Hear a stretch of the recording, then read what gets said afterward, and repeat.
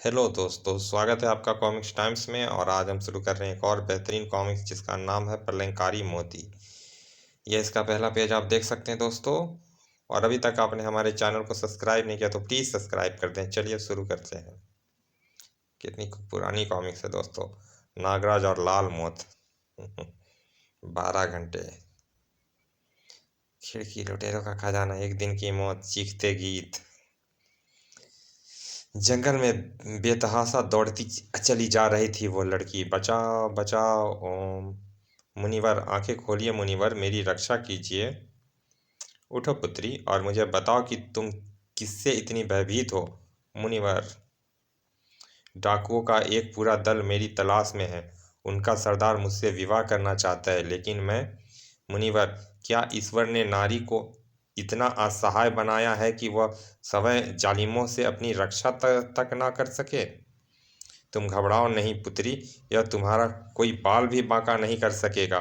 इसका मतलब आज आप मेरी रक्षा कर लेंगे, मुझे उन डाकुओं के हाथों लुटने से बचा लेंगे। लेकिन लेकिन कल फिर जब वे डाकू मुझे अपवित्र करने की चेष्टा करेंगे, तब तब भी क्या कोई मेरी मदद कर सकेगा? शायद नहीं ना। ओह, आज और अब हमेशा अपनी सुरक्षा तुम स्वयं कर सकोगी पुत्री। का कैसे मुनिवर, कैसे? मुनि ने आंखें बंद की, ना जाने क्या बुदबुदाया कि सांप फुस। सांप ने हथेली पर एक काला मोती उगल दिया। फुस। मोती उगलकर सांप चला गया। मुनि ने नेत्र खोले। क्यों पुत्री, कुछ देखा तुमने? लेकिन मैं कुछ समझी नहीं मुनिवर। वह सांप विषधर था, जिसके मुंह में विष की भयंकर फुफकारें छूटती थी। अब मैंने उसकी वह ताकत तुम्हारे लिए इस मोती के रूप में उससे मांग ली है। मेरे लिए यह मोती निगल जाओ पुत्री। जब तक यह मोती तुम्हारी नाभि में सुरक्षित रहेगा, तुम अपनी रक्षा उस सर्प की ही तरह विष भरी फुफकार से स्वयं कर सकोगी। ओह, क्या सच मुनिवर? लड़की मोती निगल गई। देखो, विष के प्रभाव से तुम्हारा शरीर नीला पड़ गया है। ओह, कर्णखा अब अपनी रक्षा स्वयं कर सकती है। ठीक तभी वह रही, पकड़ लो उसे। घबराओ नहीं, अब तुम अपनी रक्षा स्वयं कर सकने में सक्षम हो। जाओ, मुकाबला करो इन दुष्टों का। ओह, मैं इन्हें नहीं छोड़ूंगी मुनिवर। हा हा हा हा। अब तू बचकर कहाँ जाएगी छोकरी? सरदार तुझे देखकर बहुत खुश होगा। ओह कमीने, मत छू मुझे। क्रोध से भरी कर्णखा सांप की तरह फुफकार उठी। फुस। आई फुस। हाय मरा। ओह। पलक झपकते कई डाकुओं की लाशें बिछ गई। यह देख भयंकर अट्टहासा कर उठी वो। हा हा हा, आओ दुष्टों, एक एक की लाश बिछा दूंगी। उफ, यह तो पूरी नागिन बन गई है। भागो, हा हा हा, नीच दुष्ट। भागते कहाँ हो? ठहर जाओ, मुझे अपने सरदार के पास ले चलो। हा हा हा हा। कर्णखा ने दूर तक उनका पीछा किया। भाग गए कायर। हा हा हा हा। कर्णखा, अब तू कोई मामूली स्त्री नहीं है, भयानक नागिन बन गई है तू। फुस। तेरी एक फुफकार हरे भरे उद्यान को पतझड़ में बदल सकती है। हा हा हा हा। और फिर एक दिन। ठहरो, क्या बात है? कौन हो तुम? लड़की, और अकेली इस वीराने में क्या कर रही हो? तुम्हारा इंतजार क्या मतलब? यह सारा सामान छोड़कर भाग जाओ यहाँ से, नहीं तो सबको मार डालूंगी। क्या बकती है छोकरी? पकड़ो इसे। हा हा हा हा। फुस। मेरी आंखें आ। अरे, यह तो जादूगरनी भी है। इसे निपटना होगा। हा हा हा हा। मूर्ख, अगर मरना नहीं चाहता तो भाग जा, आखिरी मौका देती हूँ तुझे। मगर तू जीवित रही तो फिर किसी के लिए संकट बनेगी। मैं तुझे जीवित नहीं छोड़ सकता। व्यापारी ने वार किया। ले बच साए। ओह। कर्णखा ने जहर भरी फुफकार छोड़ी। फू। आ। कर्णखा ने व्यापारी की गर्दन पर दांत गड़ा दिए। ले मर। ओह। उफ, दुष्ट। हा हा हा हा। अब सब मारे गए। अब यह सब कुछ मेरा है, सिर्फ मेरा। फिर उन फिर उस दिन एक एक विराटनगर में हंगामा मच गया। राजा जयचंद जिंदाबाद, राजकुमारी रजनीगंधा अमर रहे। उसी समय वह ऐसी सुंदर व मूल्यवान आभूषण तो मेरे शरीर पर होने चाहिए। रथ रोको, कौन हो तुम? इस प्रकार बीच राह में राजरथ रोकने का अभिप्राय? मेरा नाम कर्णनखा है राजा, मुझे यह आभूषण चाहिए। ओह ओह,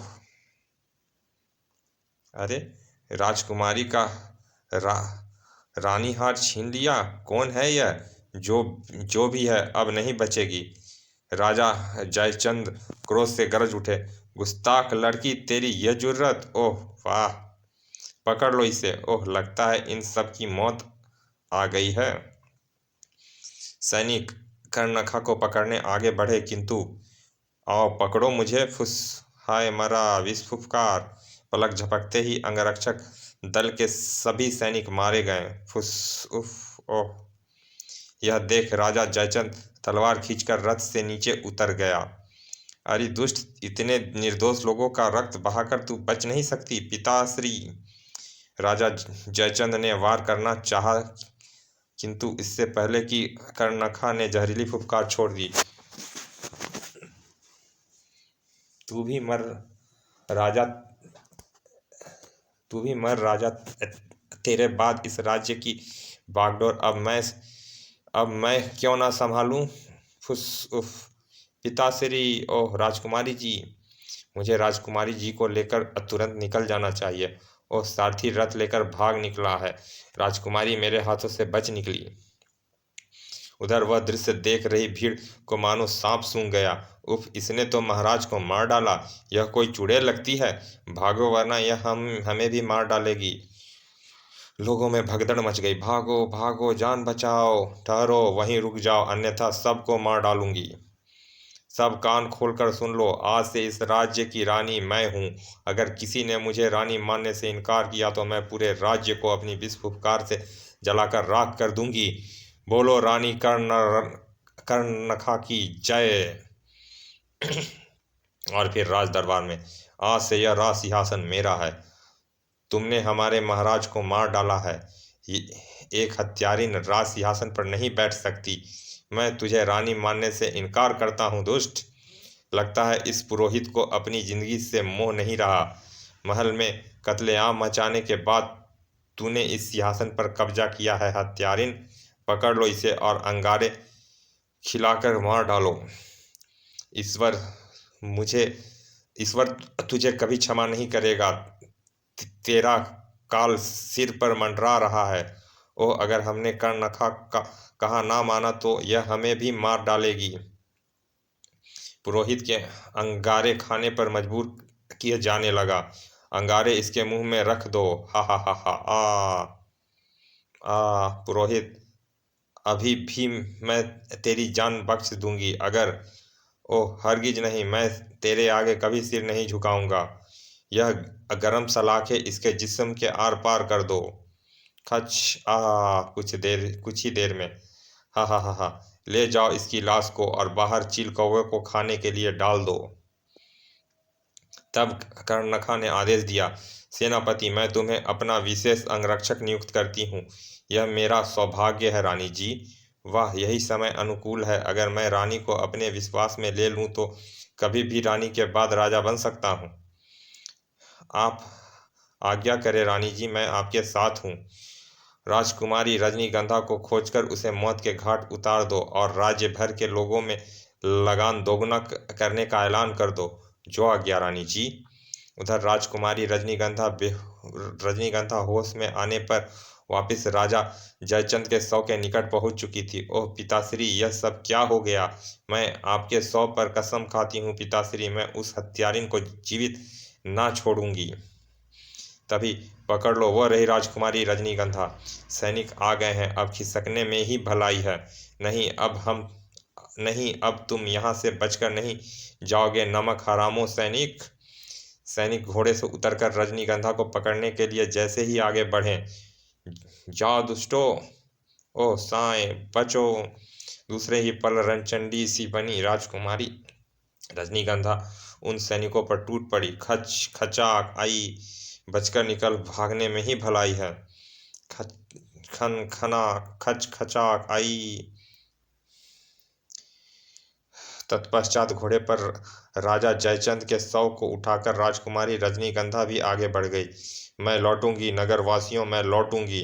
फिर जंगल में जाकर उसने शव का अंतिम संस्कार किया। उधर महल में क्या राजकुमारी हाथ में आकर निकल गई? रानी जी, उसने 4 सैनिकों को मार डाला। अगर मैं बचकर तो तुम बचकर क्यों आए? सैनिकों को पकड़ लो, सैनिक को पकड़ लो, इस कायर को और उल्टा लटकाकर आग में जला डालो। नहीं, मुझे क्षमा कीजिए रानी जी, आगे से यह गलती नहीं होगी। नहीं, ओह, ले जाओ इसे। हा हा हा हा। उस सैनिक को खुले मैदान में उल्टा टांग दिया गया। नहीं, क्षमा, मुझे छोड़ दो। हा हा, लगा दो आग, कायरों को जीवित रहने का कोई हक नहीं। चलिए दोस्तों, इस कॉमिक्स का पहला भाग यहाँ समाप्त करते हैं। मिलते हैं इसके दूसरे भाग में। और अभी तक आपने हमारे चैनल को सब्सक्राइब नहीं किया तो प्लीज़ सब्सक्राइब कर दें। चलिए मिलते हैं इसके दूसरे भाग में। तब तक के लिए धन्यवाद, विदा।